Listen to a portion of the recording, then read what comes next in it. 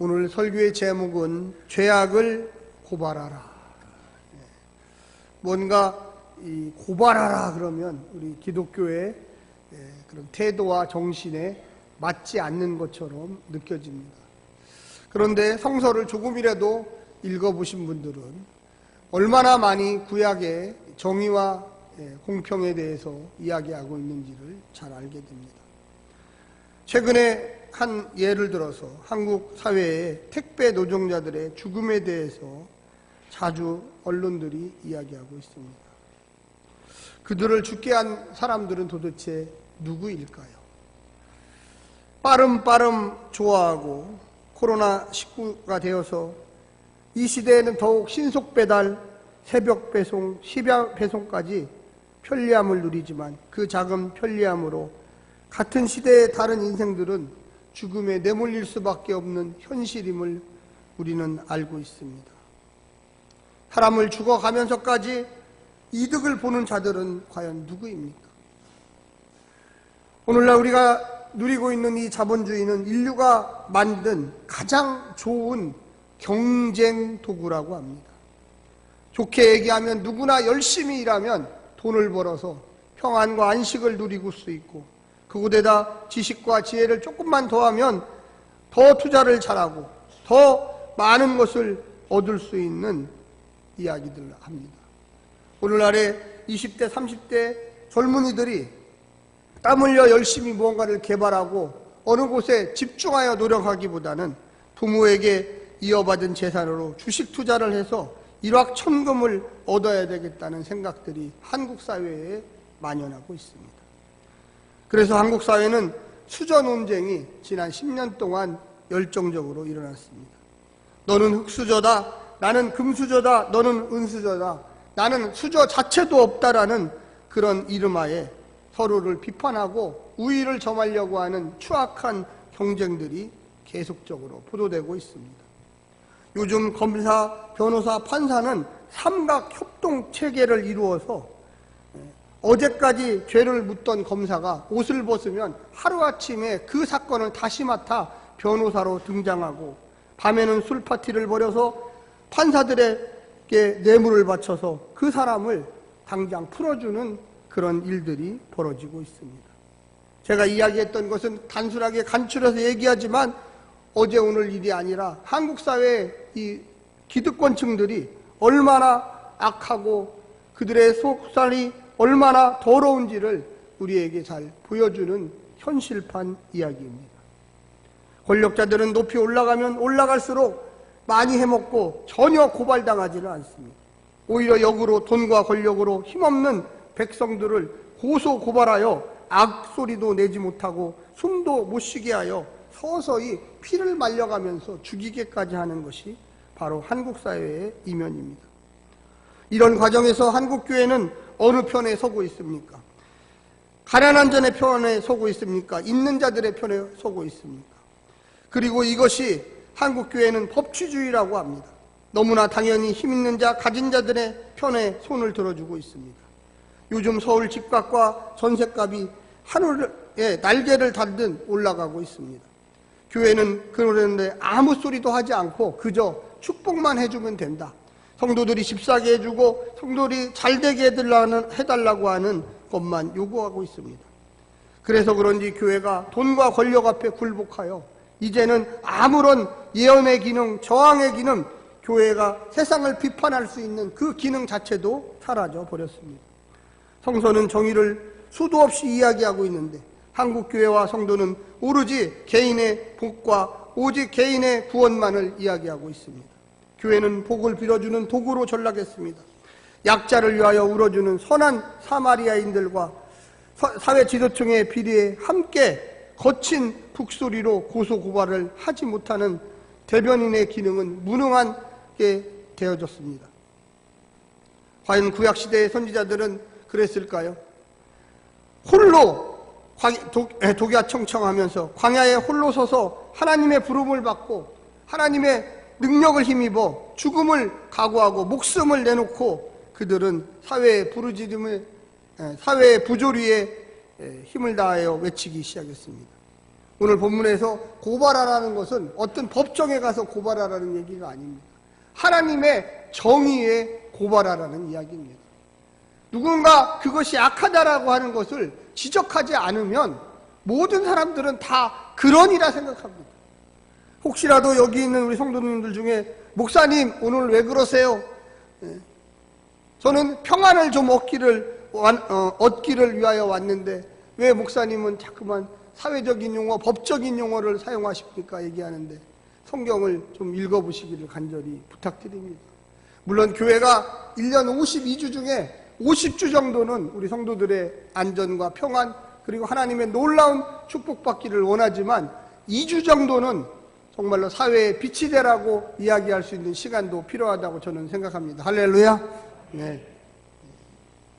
오늘날 우리 사회가 얼마나 무분별한 사회가 되었는지 모릅니다.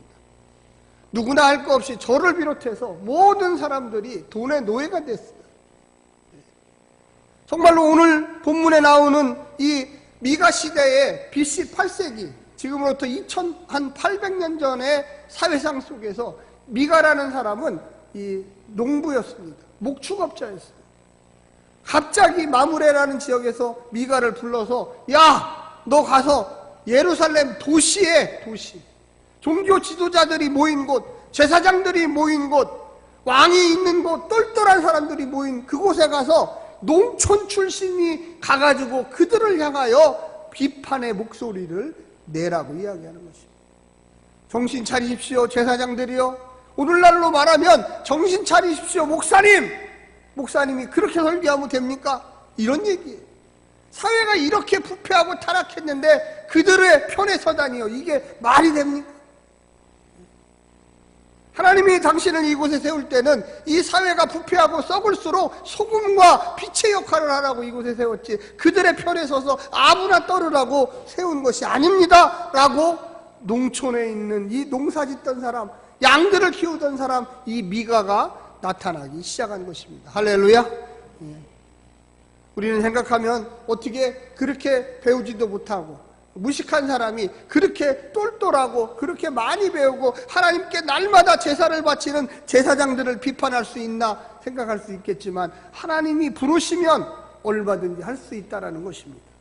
오늘 본문 2장 5절에 제일 먼저 나오는 게 뭡니까? 내 백성을 유혹하는 선지자. 3장 5절입니다. 죄송합니다. 내 백성을 유혹하는 선지자들은 이에 무언가를 물어주지 않으면 물것, 입에다가 먹을 것을 물 것이 있으면 평안을 외치나 그 입에 무엇을 채워주지 아니하는 자에게는 전쟁을 준비하는도다. 그것이 BC 8세기에 예루살렘에 있었던 선지자들입니다. 선지자는 오직 하나님만 바라보고 외치게 돼 있어요. 할렐루야. 근데 하나님은 둘째고 그 사람이 나에게 맛있는 것을 주나 나에게 헌금을 많이 하나 나에게 무언가 특혜를 주나 거기에만 관심이 있는 거예요. 그런 사람에게는 평안을 이야기합니다. 아, 하나님이 당신을 복줄 겁니다. 당신에게 놀라운 일을 할 겁니다. 저도 목회를 하면서 제일 무서운 사람이 누구냐면 저에게 너무 잘해주는 사람이 무서워요. 왜? 그 성도를 제가 무언가 잘못했을 때 똑바로 하세요! 이렇게 해야 되는데 그분이 나에게 너무 많은 것을 해줬기 때문에 내 입이 떨어지지 않아요.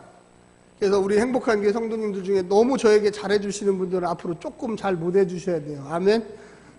네. 아, 저분이 나에게 이렇게 많은 것을 해주는데 내가 어떻게 저분을 잘못한다고 이렇게 할 수 있을까? 목회자가 어려워요, 사실.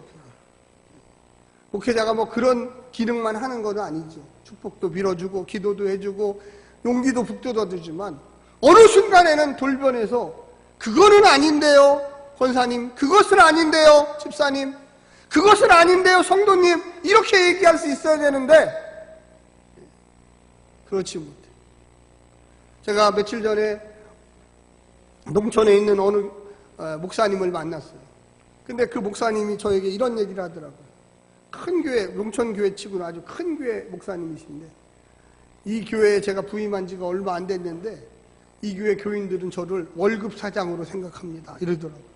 저보다 나이가 많으세요. 그래서 목사님이 입이 막 다 부르텄어요. 그 왜 그러시냐니까 기도하니라고 그랬대요. 그래서 무엇을 제가 기도합니까, 목사님? 제가 한참 선배 목사님인데 이분들이 나를 목자로 기억하게 해달라고 기도하고 있대요. 농촌교회 치고 교회가 크니까 대우를 잘해주는 거예요. 먹고 살 만큼 해주는 거예요. 그러니까 말을 안 듣고 주일날 예배 때 주일 헌금을 안 한다는 거예요. 그 교회는. 제가 깜짝 놀랐어요. 주일 헌금을 안 하는 교회가 있는. 그래서 이것부터 똑바로 가르쳐야 되겠다. 하나님 앞에 나오는데 주정 헌금을 안 하는, 주일 헌금. 빈손으로 왔다 빈손으로 간다는 거예요. 사랑하는 성도 여러분, 제가 이 자리에 서서 하나님의 정의와 진리를 외쳐야 됩니다. 아멘. 네. 성도님 눈치 보고 어떤 분 보고서 그분 때문에 내가 힘들어 이렇게 돼버리면 우리의 공동체는 다 죽는 거예요. 목사가 누구 눈치 보고 설교하는 사람이 아니에요. 오직 하나님 복음입니다. 여러분들도 마찬가지예요. 목사님이 다 알겠지, 목사님은 잘하셔, 목사님은 훌륭해, 이렇게 해서 될 일이 아니에요. 저도 인간이고 부족한 거 많고 연약한 게 많습니다. 권면하시고, 목사님 그렇게 하시면 안 되죠, 목사님 이게 더 좋은 방법이 있습니다. 왜 우리가 하나님한테 못하는 그것을 사람에게 요구하고 사람에게 못하는 것 하나님께. 우리 그리스도인들은 신약시대를 맞이해서 누구나 할 거 없이 하나님 앞에 목사나 평신도나 누구든지 똑바로 서야 할 의무가 있습니다. 할렐루야. 예. 목사를 무슨 우상처럼 생각하시는 분이 있어요. 목사 우상처럼 생각하다 큰일 납니다. 여기에 나와 있는 것처럼 누구든지 7절에 보면 이렇게 나와 있습니다. 선견자가 부끄러워하며, 선견자가 뭡니까? 미래를 보는 사람이에요. 술객이 수치를 당하여 다 입술을 가릴 것은 하나님이 응답하지 아니하시니거니와. 거짓말한다는 거예요. 거짓말. 한번 크게 따라서 해주세요. 나는 신앙으로 거짓말하지 않겠습니다. 이게 말은 쉬운데 상당히 어려워요. 거짓말을 안 한다. 정말로 하나님 앞에 부끄럽지 않고 사람에게 부끄럽지 않다. 우리 한국 기독교가 이것만 하면 아마 전 세계에서 폭발적으로 하나님께서 복 주시는 나라가 될 겁니다. 저를 보지 마시고 옆에 분한테 한번 해요. 나는 예수의 이름으로 최소한 정직하게 살겠습니다. 네. 신앙인들이요, 사회에 나가서 인정받는 길은 딱 한 가지예요. 성실. 여기 나오지만 예루살렘에 있는 선견자, 미래를 판단해주는 사람이 부끄러워하며 술객이 수치를 당하며 하나님이 응답을 안 해준다. 사랑하는 성도 여러분, 왜 우리가 죄악을 고발합니까? 왜 우리가 하나님 앞에 나와서 이 사회가 이렇게 어둡고 타락하고 악해졌습니까? 근데 그 속에 저 같은 목사들이 있고 그 속에 우리 교회와 같은 이 중직자들 있어요. 우리가 뭔가 좀 정직하고 뚜렷하고 뭔가 바르게 살려고 노력하면 하나님이 그곳에 넘치도록 부흥을 주시고 넘치도록 복을 주십니다. 할렐루야. 네. 거짓말하는 게 습관화돼. 성실하지 않는 게 습관화돼. 정말로 단 1분, 1초, 단 1,000원, 200원, 100원에 정직하면 하나님이 그곳에 넘치도록 부어주십니다. 근데 우리의 삶 속에 너무나 그런데 익숙해. 뭐 이거 얼마 안 되는데. 근데 그러다가 하나님이 여기 나오는 것처럼 응답하지 않는다. 응답하지 않는다. 여러분, 우리 한번 8절 말씀 중요합니다. 줄 치십시오. 거기다가 자기 성경책 시작. 오직 나는 여호와의 영으로 말미암아 능력과 정의와 용기로 충만해져서 야곱의 허물과 이스라엘의 죄를 그들에게 보이리라.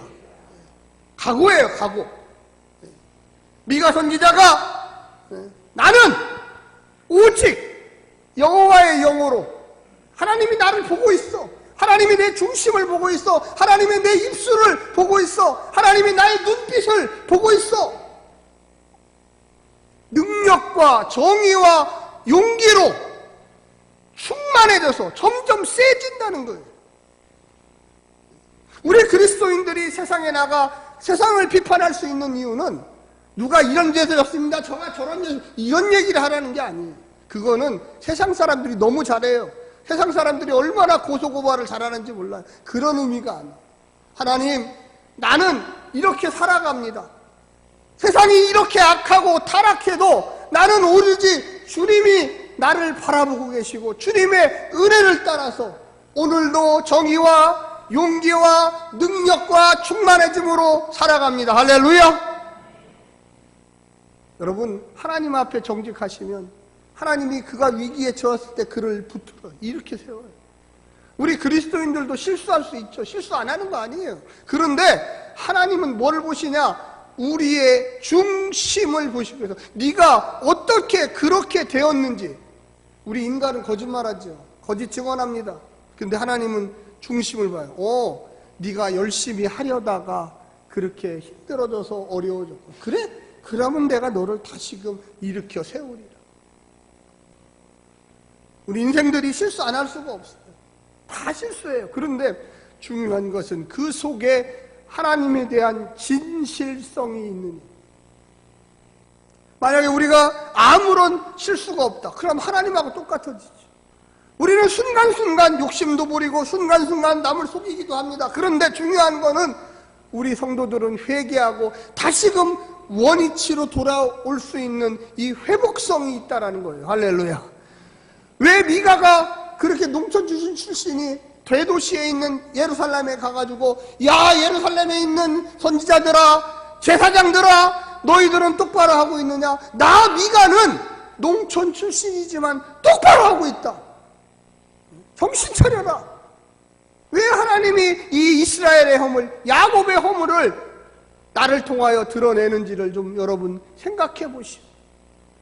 당신들은 나보다 많이 배웠고, 당신들은 나보다 많이 가졌고, 당신들은 훌륭한 사람이라고 칭찬받는 사람인데, 농촌에서 이 목축업하고 있는 양이나 키우는 나보다도 하나님이 인정해 주시지 않는 사람들이, 겉은 화려하나 속은 비뚱하고, 겉은 무언가 있는 것처럼 보이나 거짓말로 그들의 인생을 살아오고 있어요. 우리가 한번 하나님 앞에 나가면요, 내가 오늘 했던 거짓말 때문에 가슴을 치면서, 하나님, 내가 이렇게 악한 사람입니다.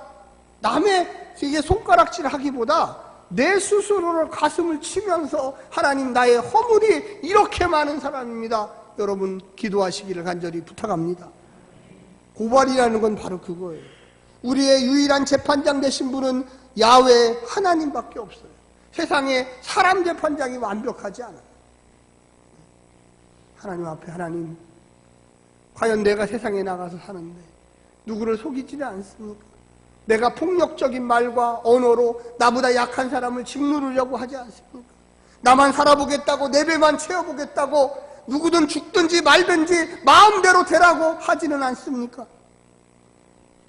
오늘 미가 선지자의 외침은 바로 그것입니다. 우리 그리스도인들이 왜 사회 속에서 힘이 없고 왜 사회에 나가서 정의를 외치지 못합니까? 우리가 똑바로 살지 않기 때문에, 나나 너나 똑같은데 내가 어떻게 정의를 외치고 공평을 외치고 용기를 외치고 어떻게 내가 너의 허물을 드러내겠니? 우리가 바른 길을 가고 정의의 길을 가고 진리의 길을 가면 우리의 삶을 통하여, 우리의 빛된 삶을 통하여 그들에게 있던 어두운 것들이 점점 드러나기 시작한다는 거예요. 할렐루야. 우리가 지적하지 않아도, 와, 저 사람은 무언가 바른 길을 걷고 있어. 우리 저 사람과 함께 가면 무언가 힘이 생기고 능력이 생기고. 여러분, 정직만큼 힘이 있는 게 없어요. 정직만큼 사람을 변화시키는 게 없습니다. 우리는 그것을 아시지 않습니까? 하나님은 선하신 분이고 완벽하신 분이고 정의로운 분이에요. 왜 하나님 앞에 우리가 서면은 작아집니까? 하나님은 의로우신 분이기 때문에 그렇습니다. 사회에서도 마찬가지입니다. 우리 행복한 교회 성도들이 의로워지면 질수록 세상 사람들이 우리 앞에 나와 우리에게 손을 내밀어 나를 붙잡아 달라고 이야기할 것입니다. 할렐루야. 사랑하는 성도 여러분, 9절에는 또한 이렇게 이야기합니다. 야곱의 족속의 우두머리들과 이스라엘 족속의 통치자들, 곧 정의를 미워하고 정직한 것을 굳게 하는 자들아, 원하노니 이 말을 들을지어다. 이제 본격적으로 회개하라고 외치고 있습니다. 여기에 보면 우두머리들, 통치자들, 이 사람들이 이스라엘을 이끌어가는 핵심적인 사람이에요. 지금으로 얘기하면 장차관급 되는 사람이에요. 왕이에요. 어마어마하게 높은 사람들이에요. 그런데 농촌 출신이 와가지고 손가락질하면서 야! 제대로 해! 니들이 하나님의 은혜를 입어서 그렇게 높은 직위에 올라갔으면 약자를 보호하고 가난한 자를 먹이고 이렇게 해야지. 어떻게 니들 배만 채우려고 하느냐. 거기 보십시오. 시온을 피로 피 얼마나 폭력적이었으면 피가 나옵니까? 예루살렘을 죄악으로 건축하는도다. 시적인 표현이지만 이 안에 폭력과 금력과 뇌물과 불의와 이런 것들이 쓰나미처럼 이 예루살렘을 지금 덮고 있다. 정신 차려라, 이 통치자들아. 11절에 보면 그들의 우두머리들은 뇌물을 받고 재판하며 그들의 제사장들은 싹을 위하여 먹고 사는 걸 위하여 교훈하며 그들의 선지자는 돈을 위하여 점을 치면서도 여호와를 의뢰하여 이르기를 여호와께서 우리 중에 계시지 아니하냐. 거꾸로 얘기하는 거예요. 행실은 개판이면서 하는 얘기가 항상 이 예루살렘에 하나님이 계십니다. 우리가 번제만 드리면 하나님이 응답하십니다. 거짓말하고 있다는 거예요. 사랑하는 성도 여러분, 한번 크게 따라서 해주십시오. 침문 튀기지 마시고요. 의롭게 살아야 하나님이 기도에 응답하신다. 다시 한번 하겠습니다. 의롭게 살아야 하나님이 기도에 응답하신다.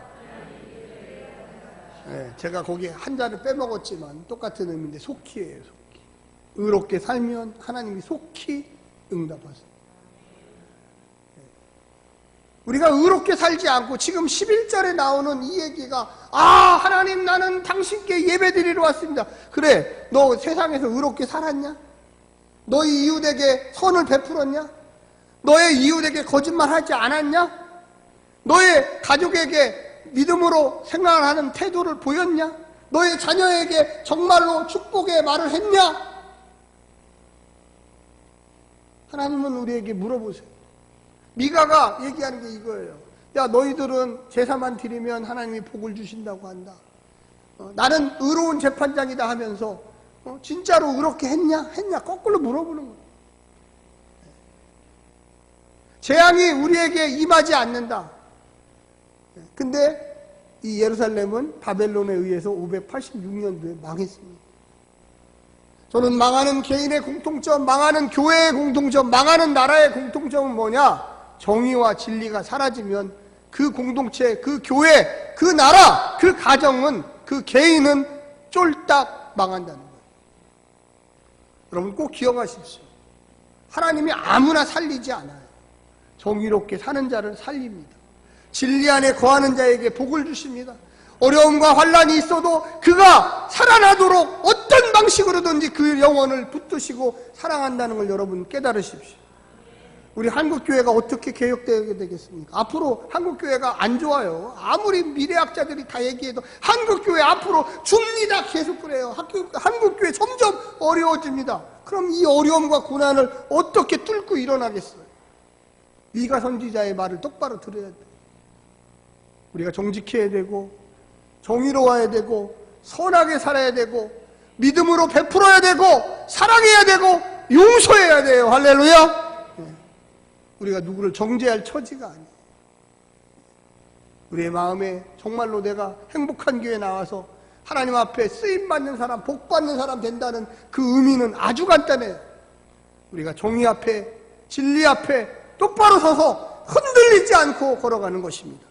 마지막 12절에 이렇게 나옵니다. 여러분 같이 한번 읽어보겠습니다. 시작! 이러므로 너희로 말미암아 시온은 가라없는 밭이 되고 예루살렘은 무더기가 되고 성전에 사는 수풀의 높은 곳이 되리라. 이 말을 한마디로 얘기하면 쫄딱 망한다는 거예요. 너희로 말미암아. 너희 통치자들, 제사장들, 그 다음에 지배자들, 왕들, 지도자들이 똑바로 안 하니까 이 나라는 어디로 갈 거예요?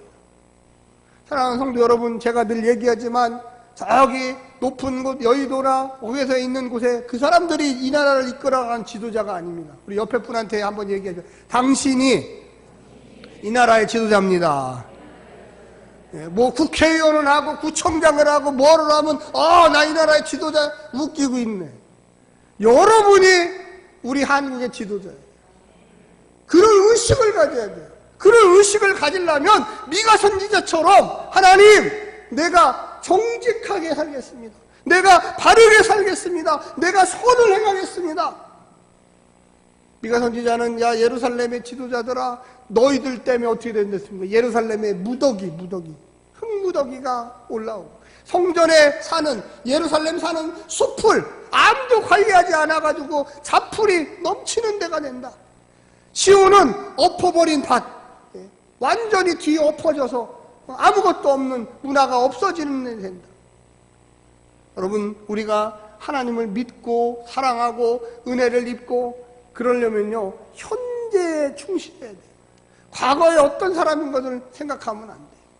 이들의 마음속에 하나님의 사랑하는 마음이 지금도 내가 있고 내 자녀에게도 있고 내 손자 손녀에게도 있고, 정말로 하나님, 우리 가정이, 우리 교회가, 우리 공동체가, 내가 일하는 곳이 하나님이 복 주시는 곳으로 바뀌게 하여 주시옵소서. 할렐루야. 미가 선지자처럼 다 망할 거다, 이게 좋습니까? 우리는 지금이라도 우리가 생각을 바꾸고 삶을 바꾸고 행동을 바꿔야 돼요. 여러분의 자녀들에게 예수 믿고 천국 가라, 그 얘기 하셔야 되지만, 야, 이 땅에서 하나님의 의와 진리를 실천하는 너희가 되어라. 할렐루야. 하나님이 너를 붙잡아 주실 거야. 하나님이 너에게 복을 주실 거야. 하나님께서 너의 길을 열어주실 거야. 근데 그 전제 조건이 뭐냐? 하나님의 명령 따라 거짓말하지 아니하고 진실하고 이웃을 사랑하고 정말로 자비의 눈으로 너의 옆에 있는 사람들을 바라봐라. 하나님이 너에게 복을 주실 거야. 제가 여기서 길어서 얘기는 안 했지만 1장부터 미가서는 길지 않아요. 한 20분 30분이면 다 읽어요. 미가서 전체를. 여러분이 한번 읽어보십시오. 그 지도자들이 얼마나 악했는지, 그 당시에 왜 하나님이 예루살렘을 멸망시킬 수밖에 없었는지가 적나라하게 잘 나와 있어요. 우리가 이 땅에 살면서 하나님을 믿는다는 것은 늘 우리의 마음속에 하나님, 내 마음에 계시지요. 내가 진짜로 의의 길, 진리의 길을 걸어갑니다. 하나님께서 내게 빛을 주시사 내가 주님과 가까워지게 도와주시옵소서. 할렐루야. 이게 바로 세상에 나가서 사회를 고발하는 거예요. 세상은요, 누구도 고발하지 않아요. 어떻게 하면 권력을 탐하고, 어떻게 하면 돈을 탐하고, 어떻게 하면 나 혼자 잘 먹고 우리 가족만 잘 살까, 그거를 고민할 때 우리 성도님들은 이 시대의 의인이고 이 시대의 지도자들입니다. 정말로 이 시대가 어떻게 하면 소금과 빛의 역할을 잃지 않고 이 한국 사회가 이 믿음으로 다시금 일어설 수 있을까? 그건 우리의 태도에 달려 있습니다. 사랑하는 성도 여러분, 우리 행복한 교회가 앞으로 더 부흥할 것입니다. 할렐루야. 우리가 의와 진리로 가잖아요. 저는 우리 행복한 교회 성도들이 하나님께 꼭 쓰임받고 그 자녀들이 크게 축복을 받으리라고 저는 믿습니다. 왜 그러신 줄 압니까? 제가 왜 이런 얘기를 이렇게 절대적으로 할 수 있는 줄 아십니까? 우리 성도들이 의와 빛의 길을 걸어가기 때문에 그래요. 만약에 죄악의 길, 그냥 대충 사는 길, 이런 길을 걸어가는 가정이 있다면 지금이라도 회개하시고, 내가 똑바로 걸으면 내 자녀들이 그 길을 보고, 우리 엄마 아빠 교회 장로님이었고 집사님이었고 권사님이었고 성도님이었는데 내가 그 길을 뒤따라서 걸어가리라. 할렐루야. 왜? 그들의 길이 진리였기 때문에, 그걸 보았기 때문에, 그 길이 하나님이 복 주시는 길이었기 때문에 그렇게 되는 거예요. 사랑하는 성도 여러분, 포기하지 마십시오. 용기를 잃지 마십시오. 우리가 미가 선지자와 같이 아무것도 없는 농촌의 사람, 힘없는 사람이지만 하나님의 능력을 받아 하나님의 길을 예비할 수 있는 믿음의 백성들이 될 줄로 저는 믿습니다. 기도하겠습니다.